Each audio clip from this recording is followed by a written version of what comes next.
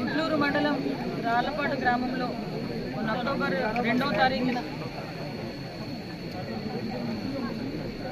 2వ తారీఖున జరిగిన సంఘటన మనందరికీ తెలుసు, చాలా దురదృష్టకర సంఘటన. ఆ సంఘటనలో లక్ష్మీనాయుడు అబ్బాయి 25 సంవత్సరాల వ్యక్తి అతి దారుణంగా హరిశ్చంద్ర ప్రసాద్ అనే వ్యక్తి వల్ల హత్య చేయబడడం మనందరికీ కూడా తెలుసు. నిజంగా ఎంత దురదృష్టకర సంఘటన అంటే, ఒక చిన్న ఆర్థిక లావాదేవీల మధ్యలో డబ్బులు అడిగేదానికి మధ్యలో జరిగిన గొడవలో అతి పైశాచికంగా చెప్పాలంటే బ్రూటల్గా ఒక ప్లాన్ ప్రకారం ఆ అబ్బాయిని చంపడం అనేది మనందరం కూడా చూస్తున్నాం. ఇన్ఫర్మేషన్ తెలుసుకున్న వెంటనే పోలీసులు ఇమీడియట్గా ఆ అబ్బాయిని పట్టుకొని మన రిమాండ్ కూడా పంపించడం జరిగింది. ఈ హత్య జరిగిన సందర్భంలో హరిశ్చంద్ర ప్రసాద్ వాళ్ళ తండ్రిని కూడా అదుపులోకి తీసుకొని అతను కూడా ప్రొవోక్ చేస్తున్నారు, అతను కూడా హత్యకు ప్రేరేపించారు అన్న సంగతి తెలుసుకొని తండ్రిని కూడా ఇమీడియట్గా కస్టడీలోకి తీసుకొని వాళ్ళిద్దరినీ కూడా ఇప్పుడు రిమాండ్కి పంపించడం జరిగింది.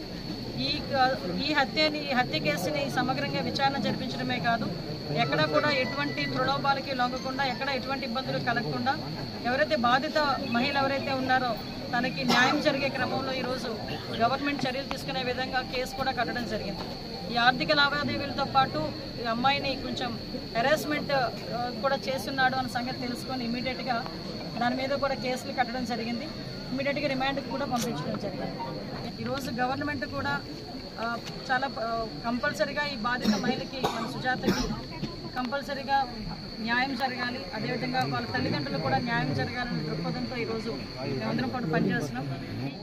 ఈరోజు గౌరవ ముఖ్యమంత్రి గారు, అదేవిధంగా గౌరవ ఉప ముఖ్యమంత్రి గారు కూడా ఒక నివేదికను ఇవ్వాలి. ఎందుకంటే ఈరోజు ఈ నివేదికను అడగడానికి కూడా కారణం కూడా ఏంటంటే, ఈ అమ్మాయికి ఏ రకంగా మనం ఆర్థిక సహాయం చేయాలి, ఈ కుటుంబాన్ని ఏ రకంగా ఆదుకోవాలి అన్న ఒక ఎత్తు అయితే, ఈ రకంగా బ్రూటల్గా చంపిన తర్వాత ఎవరు కూడా బయట తిరగడానికి వాళ్ళ అర్హత లేదు.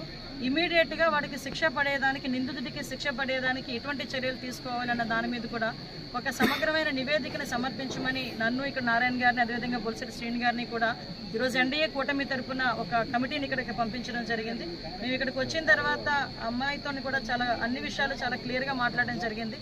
ఆ అమ్మాయి తన సొంత సోదరితో చెప్పుకునే విధంగా ఈరోజు తన విషయాలన్నీ కూడా ఏం జరిగింది ఏంటి అనేది కూడా మొత్తం అంతా చెప్పింది.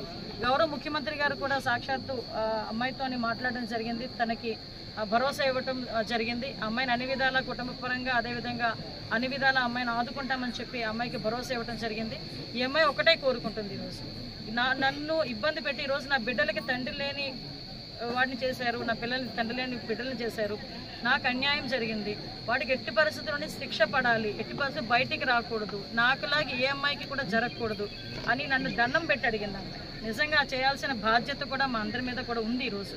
ఎందుకంటే ఎలా పడితే అలా ఇష్టానుసారంగా మేము చెప్పిందే వేదం, మేము ఎలా చెప్తే అలా జరుగుతుంది అనుకునే రకంగా ఉండి, ఎలా పడితే అలాగ అమ్మాయిలు ఇబ్బందులు పెట్టే పరిస్థితి వచ్చి ఇలా చంపుకునే పరిస్థితులు వస్తే డెఫినెట్గా గవర్నమెంట్ చూస్తూ ఊరుకునే పరిస్థితి లేదు.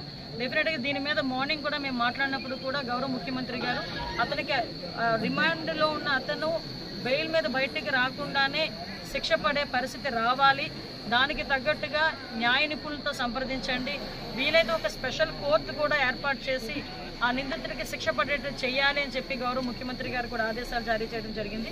దానికి అనుగుణంగా ఈరోజు మేమందరం కూడా పనిచేయడం జరుగుతుంది. నేను ఒకటే విన్నవించుకుంటున్నా, ఈరోజు ఒక ఆడబిడ్డ తాలూకా కన్నీళ్ళు, ఒక ఆడబిడ్డ తాలూకా ఆవేదన, ఒక కుటుంబం, ఒక తల్లి తండ్రి తాలూకా కడుపు కోత, దీన్ని అనవసరంగా నేను ఒక్కటే విజ్ఞప్తి చేస్తున్నా, యాజ్ ఎ హోమ్ మినిస్టర్గా విజ్ఞప్తి చేస్తున్నా, అట్ ద సేమ్ టైం ఒక మహిళగా కూడా విజ్ఞప్తి చేస్తున్నా, ఒక తల్లిగా కూడా విజ్ఞప్తి చేస్తున్నా, దీన్ని దయచేసి రాజకీయాలకి చేయకండి.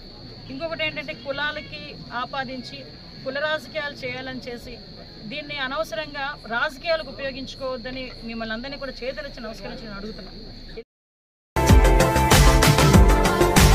మరిన్ని అప్డేట్స్ కోసం మా ఛానల్ని సబ్స్క్రైబ్ చేయండి.